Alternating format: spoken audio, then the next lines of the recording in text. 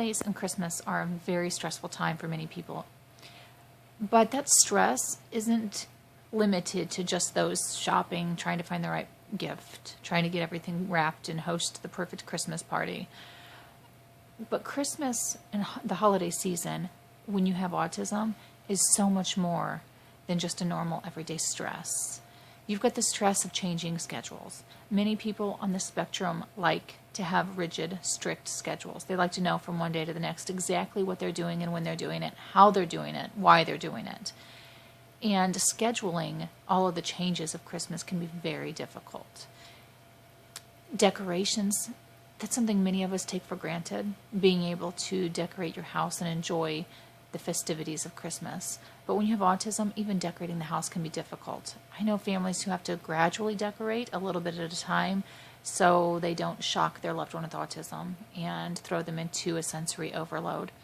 I know families who have to decorate only specific rooms, and they have more than one child, and a lot of times those typical children will decorate Christmas in their bedrooms because those with autism have a hard time dealing with all the added stress of the decorations. It can be way too much. It could cause sensory overloads, which could lead to major meltdowns. So that's just another reason why Christmas and the holidays can be extremely stressful for those living with autism. The change I discussed was very, very difficult in our house. Understanding when Christmas is, we've had to put up an advent calendar so that they can clearly see what day Christmas is and when it's coming, and to know when those difficulties will end. Waiting for those presents, perseverating on that one present that they really want can be really hard. For a child with autism, if they want one particular thing and that thing is not under the tree, then you're throwing them into another major meltdown for them to not understand why the only thing that they wanted isn't there, even though some days those items or those things aren't possible to give. It's also important to understand that if you're hosting a party, whether it's a party for friends and coworkers, or for family or loved ones, it is really important to understand that if you have someone coming who does have autism, they may leave. They may leave suddenly. There may be no explanation, and it may not make sense to you. And they're not doing this to hurt your feelings or because they're not enjoying the party or that they're not thankful for what you're doing.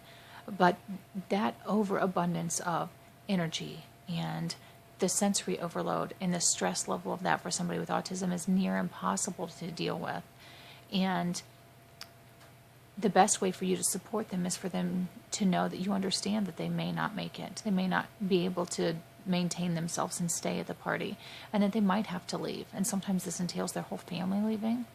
And it's important that if you are the host of that party, that you understand that that particular party wasn't a bust, or that they weren't doing it to be rude, but they couldn't physically maintain themselves any longer in that situation. Many people don't understand this. They look at those autism families and think that they're stuck up, or that they don't want to be there, or they're not thankful for all that you're doing or that you're giving, but that isn't the case. Autism controls every aspect sometimes of who people are, and it's not one person in the family that has autism. They may be the only with the diagnosis, but the entire family is living with it, and they are dealing with it and working through it the best that they know how. And Christmas time is no different for them. They want to spend it with their family, and they want to feel the love, and they want to celebrate, but celebration to them may look different than what celebrating to you looks. Another struggle when it comes to Christmas is all of the parties and celebrations have food.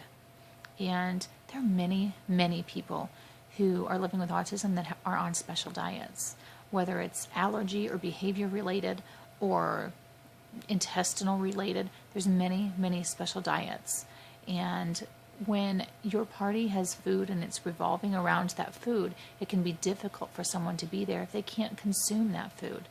So an important tip from me to you is to remember, if you know somebody who's coming who has a special diet, either make arrangements ahead of time so that they can bring food that that person can eat, or go the extra step and make or purchase that food for them. Have it there, have it available. Make them feel like they're just as important as everybody else. I know it isn't easy, and I know that you're going to feel like maybe you're being asked to do more than you think is fair.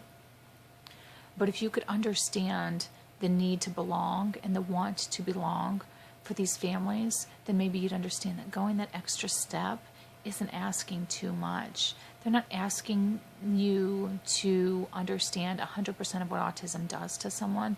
They're just wanting acceptance. They're wanting to feel like they belong. And if you offer what they can eat, then there's no more belonging than that. If you are going the extra step and having a quiet area set up in your house, somewhere where someone with autism can go with the lights dimmed and no music and no bodies and no food, and they can just go to this quiet zone when they need to escape, that's another step that you can do that isn't going way out of your realm of comfort, and allowing this family to enjoy Christmas and do some of the typical Christmas activities without feeling so uncomfortable that they're going to have complete behavior anxiety meltdowns. The last thing that I think is important for people who don't live with autism to understand is the sensory overload of a holiday like Christmas, Thanksgiving, Halloween. This really is applicable to all holidays and all celebrations, if you will. Christmas time, there's lights everywhere. That overstimulation of lights isn't something that everybody can deal with. The smells, the different holiday foods, the change in music, the weather, all of these things are aspects that affect someone with autism. I can speak by example and say that my youngest son, who's now 10, wouldn't even walk in snow until he was almost 5. I used to have to carry him anytime there was snow on the ground because the sensation and the feel of the snow bothered him. This isn't atypical for a family like mine. So if you understand that it isn't just the stress of the holidays, but you've got the changes in their routines and the changes in the smell and the sight and the sounds of everything that's around them, that is very, very difficult. It can trigger adverse negative behaviors and high anxiety and stress. So I ask that if you're a family who doesn't have autism, that you try to understand maybe the distance people put between themselves and the holiday season, or strange behaviors that you may not have expected. And if you're a family living with autism, the most important thing for you to understand is you aren't alone. And it's okay. It's okay to ask for help. It's okay to leave a party. It's okay to turn down invitations. It's okay. It's okay for you to celebrate this holiday differently than everybody else if it's a happy different. If you can't decorate, that's okay. You can still celebrate Christmas. If you can't open presents or have gift exchanges or participate in classroom parties, that's okay. Christmas is about family and love, and you celebrate it for the reasons that you want to celebrate. Celebrate the things that are good and happy for your family. Understand that you're not alone. We're all in this together.